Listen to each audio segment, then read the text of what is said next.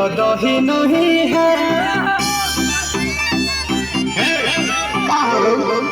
लागे मिजाज आज सही नहीं है। महलू मठाई तो दही नहीं है। पानी में चीनी जैसे घोले राजा जी, घोले राजा जी।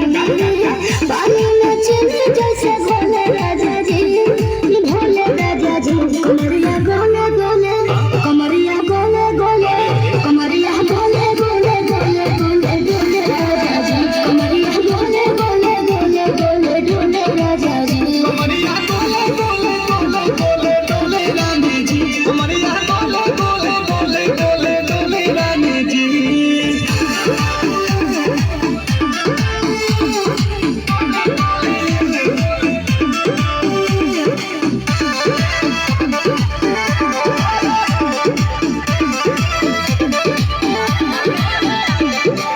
लागलू अंठे कोहरा में बैठे कर कर जा धक्का धक्का।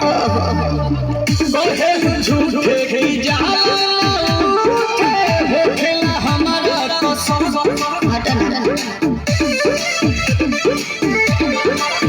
सुनो नया जे सजना, गवाह रह जे सजना, फटाफट ला दो जाके मोर ले जे सजना।